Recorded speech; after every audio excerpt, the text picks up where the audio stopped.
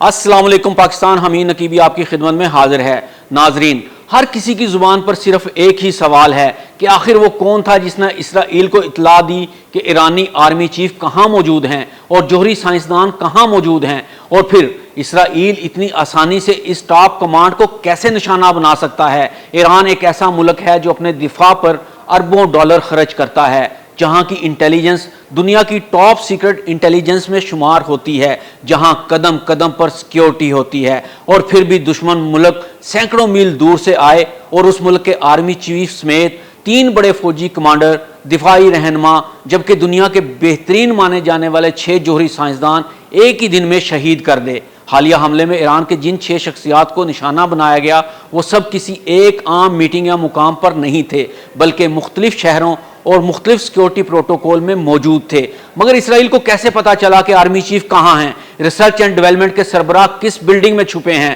Revolutionary guard کے general کس route پر سفر کر رہے ہیں؟ یہ سادہ معلومات نہیں ہیں، یہ اندر کی خبریں تھیں، ایسی خبریں جو صرف قریبی لوگ ہی جانتے تھے۔ تو آئیے ان سوالوں کے جواب تلاش کرتے ہیں جو ہر شہری جاننا چاہتا ہے۔ اسرائیلی حملے میں ایران کے 6 اہم شخصیات شہید ہوئیں، جن میں سیکیورٹی اور دفاعی اداروں سے منسلک اعلیٰ افسران شامل ہیں۔ یہ حملہ نہ صرف ایک عسکری کارروائی تھا بلکہ ایک انٹیلیجنس آپریشن بھی تھا جس نے دنیا بھر میں سوالات اٹھا دیے۔ اسرائیل کی خفیہ ایجنسی موساد دنیا کی چند سب سے خطرناک انٹیلیجنس ایجنسیوں میں شمار کی جاتی ہے۔ موساد کی خاصیت یہ ہے کہ یہ صرف ٹیکنالوجی پر نہیں بلکہ اندرونی انسانی ذرائع ہیومن انٹیلیجنس پر انحصار کرتی ہے۔ اب ذکر کرتے ہیں کہ موساد کی کچھ معروف کامیابیاں جو وہ ماضی میں صرف انٹیلیجنس کی بیس پر حاصل کر چکی ہے۔ 2020 میں ایران کے جوہری سائنسدان محسن فخری زادہ کو ایران کے اندر نشانہ بنایا گیا۔ 2020 میں قاسم سلیمانی کی لوکیشن تک رسائی حاصل کی اور امریکہ کو اطلاع کر دی گئی۔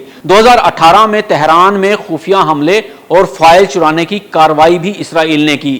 تو ناظرین، یہاں سوال یہ پیدا ہوتا ہے کہ کیا ایران کے اپنے لوگ ہی غداری میں ملوث تو نہیں ہیں؟ یہ پہلو سب سے زیادہ حساس اور خطرناک ہے۔ اگر ایران کے اندر اعلیٰ سطح پر مخبری ہو رہی ہے تو یہ ظاہر کرتا ہے کہ موساد کی سب سے بڑی حکمت عملی یہی ہے کہ وہ مالی طور پر کمزور افراد کو خریدتی ہے۔ ایران کے اندر کئی اقلیتیں یا حکومت مخالف گروہ موجود ہیں جو اسرائیل سے تعاون کر سکتے ہیں۔ اسرائیل ایران کے موبائل نیٹ ورکس، کیمروں اور سیٹلائٹ ڈیٹا کو ہیک کر بھی اہم معلومات حاصل کرتا ہے۔ کچھ دوگلے افسران، فوجی یا انٹیلیجنس افسران جو بیرون ملک رابطوں میں ہوں، ان پر شکوک بڑھتے جا رہے ہیں۔ اب بات کرتے ہیں کہ حالیہ اسٹرائک کیسے ممکن ہوئی۔ ایران کے آرمی چیف اور دیگر اعلیٰ عہدیداران کی موجودگی کی درست معلومات اسرائیل تک کیسے پہنچیں؟ یقیناً اندرونی مخبر، کوئی قریبی ساتھی یا محافظ موساد سے رابطے میں ہو سکتا ہے، یا پھر جیو لوکیشن ڈیٹا لیک ہو سکتا ہے جس کے تحت جی پی ایس موبائل یا گاڑیوں کے سگنل سے مقام کی نشاندہی ہو سکتی ہے۔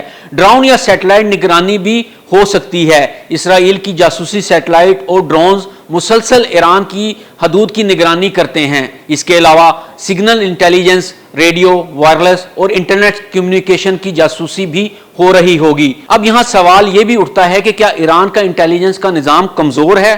نہیں، بالکل نہیں۔ ایران کا انٹیلیجنس کا نظام خطے کا ایک طاقتور ادارہ سمجھا جاتا ہے، لیکن ایسا لگتا ہے کہ موساد نے ایران کے اندر انسانی نیٹ ورک، ہیومن ایسٹس پھیلانے میں کامیابی حاصل کر لی ہے، اور جبکہ یہ ثابت ہو چکا ہے کہ ایران کے اندر سے بھی مخبری ممکن ہے، تو پھر مستقبل میں ایران کو کیا کرنا چاہیے ہوگا؟ ایران کے اندر مزید کلینزنگ آپریشن ہو سکتے ہیں جن میں مخبروں کو بے نقاب کیا جائے گا، سیکیورٹی مزید سخت ہوگی اور اندرونی چھان بین بڑھے گی۔ ایران اسرائیل کے خلاف جوابی حملوں کا بھی اندیا دے سکتا ہے جیسا کہ ماضی میں ہوا۔ ایران اسرائیل کے خلاف بھرپور جوابی حملوں کا اندیا دے چکا ہے۔ ایران میں اسرائیلی حملے صرف عسکری حملے نہیں بلکہ یہ نفسیاتی، انٹیلیجنس اور ٹیکنالوجیکل وارفیئر کا حصہ ہیں، اور اس کا سب سے خطرناک پہلو یہ ہے کہ ایران کے اندر کوئی نہ کوئی اسرائیل کو اندر کی خبریں دے رہا ہے۔